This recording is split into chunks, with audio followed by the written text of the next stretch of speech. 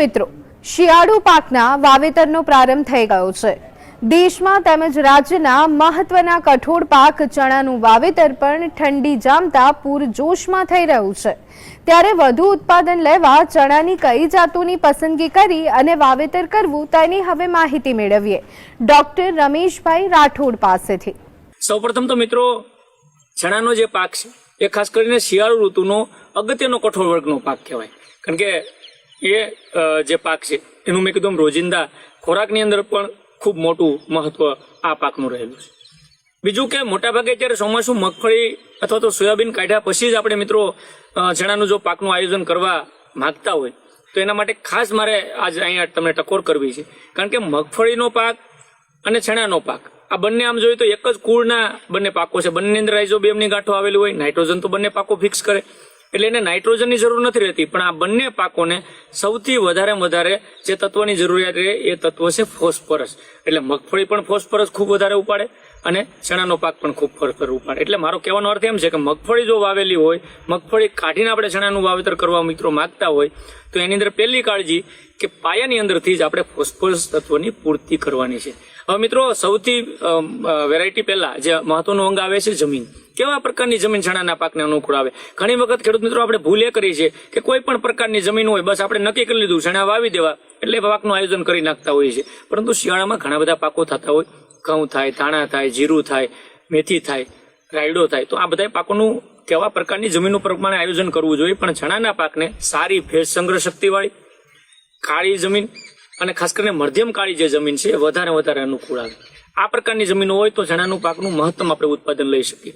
ઘણી વખત રેતાળ અને કોરાડુ જમીનની અંદર પણ મિત્રો આપણે આયોજન કરી શકીએ, એની અંદર પણ વાવી શકીએ, પરંતુ સૌથી મહત્વની પહેલી જે મેં વાત કરી કાળી અને મધ્યમ કાળી કાપવાળી જમીન આના માટે બેસ્ટ ઉત્પાદન આપે છે। મિત્રો, હવે વાવેતરનો સમય, કારણ કે ઘણી વખત ઘણા બધા મિત્રોને મને અત્યારથી ફોન આવે, મેસેજ આવતા હોય કે હવે અમારે 2-5 દિવસમાં વાવેતર કરી દેવું છે।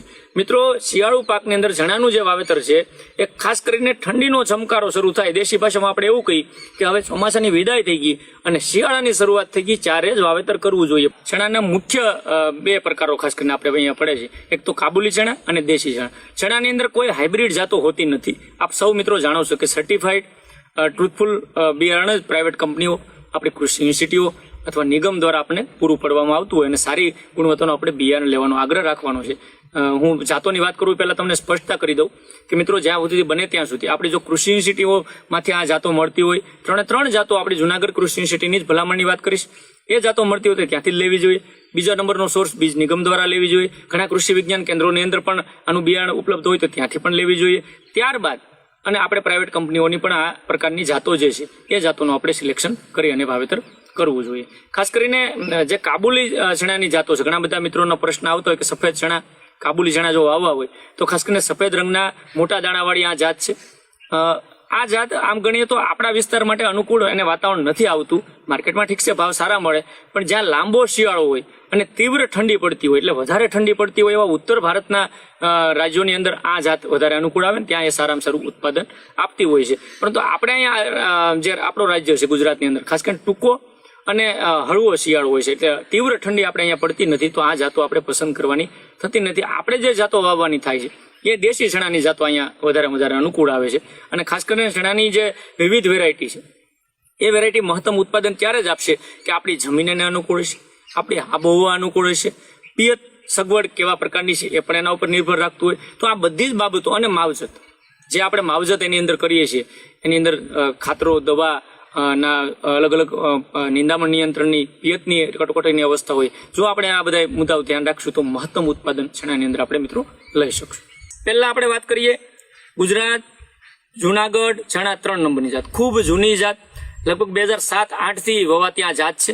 અને આ જાત જ્યારે બહાર પાડવામાં આવી ત્યાર પછી આખા દેશની અંદર ચણાના ઉત્પાદનમાં એક ક્રાંતિ થઈ અને છેલ્લા દશકામાં આપણું ઉત્પાદન લગભગ 1.5 થી ડબલ ઉત્પાદન કરવાની આપણી ક્ષમતા જે વધી એમાં આ વેરાયટીનો ખૂબ મોટો ફાળો અને રોલ છે। હવે પહેલાં તો ખાસ કરીને આ જાત બહાર પડી 2007-8માં। કયા વિસ્તાર માટે ભલામણ છે એની વાત કરીએ તો આખા ગુજરાતના કોઈ પણ વિસ્તારમાં વસ્તુ ખેડૂત આ જાતને વાવેતર કરી શકે।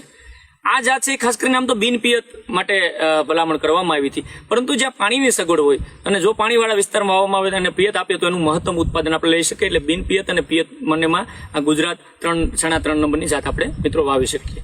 બીજી મહત્વની વાત છે કે જે મિત્રો 2-3 વર્ષથી ચણા વાવતા હોય ને આ વર્ષે આયોજન કરવા માંગતા હોય તો એને આ મારી ભલામણ ખાસ છે કે આ 3 નંબરની ચણાની એને જાત વાવવી જોઈએ. એટલા માટે જાત વાવવી જોઈએ કે મહત્તમ ઉત્પાદન આપણા વિસ્તાર માટે, માર્કેટમાં રેટ પણ સારા મળે. પરંતુ આનો એક નેગેટિવ મુદ્દો એ પણ છે કે આ જે ખાસ કરીને સુકારાનો જે રોગ છે એમાં મધ્યમ પ્રતિકારક છે. એટલે સુકારાનો રોગ આવવાની શક્યતા છે કે જે સતત વર્ષોથી ચણાનું વાવેતર કરે એ મિત્રો આ વેરાયટી કરતા બીજી વેરાયટી વાવવી જોઈએ. પરંતુ પહેલી વખત વાવેતર કરવા માંગતા હોય એ ખાસ કરીને આ મિત્રો આનું વાવેતર કરી શકે. ગુજરાત ચણા 5 નંબરની આ પણ કઠોળ સંશોધન કેન્દ્ર જુનાગઢ કૃષિ યુનિવર્સિટી ખાતેથી રિલીઝ કરવામાં આવી. 2013 ને 14 વર્ષમાં મિત્રો આ રિલીઝ થઈ. આખા ગુજરાત માટે ભલામણ કરી. પિયત માટેની સ્પેસિફિક જાત છે, જ્યાં પાણીની સગવડ છે, પિયત વિસ્તારવાળા ખેડૂતોએ આ ગુજરાત ચણા 5 નંબરની જાત પસંદ કરવી જોઈએ. આનો જે દાણો છે એ મધ્યમ કદનો, થોડોક નાનો દાણો છે 3 નંબર કરતા, અને બીજો બદામી રંગનો છે. એટલે માર્કેટની અંદર જે નાના દાણા અને રંગને લીધે એના માર્કેટ રેટ કપાય છે. એટલે માર્કેટ યાર્ડમાં જ્યારે ખેડૂતો આ વેરાયટી લઈને જાય તો જે 3 નંબર કરતા આના ભાવ થોડાક ઓછા આવવાની શક્યતાઓ રહેલી છે. એટલે થોડીક ખેડૂતોને ન પસંદ કરવા પાછળનું આ એક કારણ પણ એની અંદર નીડતું હોય.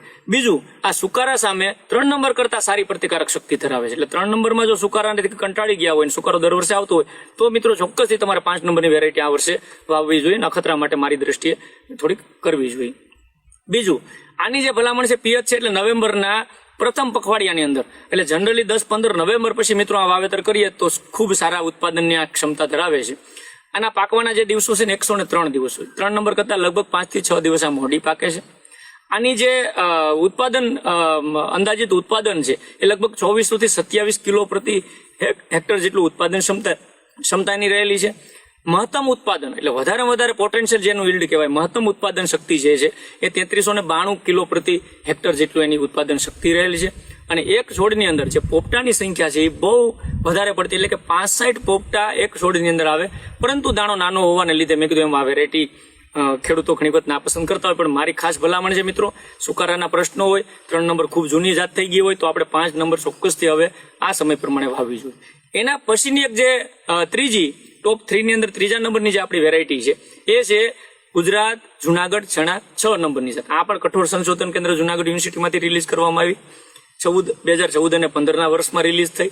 આખા ગુજરાત માટે ભલામણ છે. બિન પિયત જાત છે. જેમ 3 નંબરની વાત કરી તેમ 6 નંબરની જાત બિન પિયત ચણા જે લોકો મિત્રો કરવા માંગતા હોય એને આ 6 નંબરની જાત પસંદ કરવી જોઈએ. આનો દાણો થોડો મોટો છે કારણ કે દેશી જાત છે અને એનો જે દાણાનો રંગ છે એ બદામી રંગનો ખાસ કરીને રહેલો છે. બીજું, સુકારા અને સ્ટન્ટ વાયરસના રોગ સામે પણ આ જાત પ્રતિકારક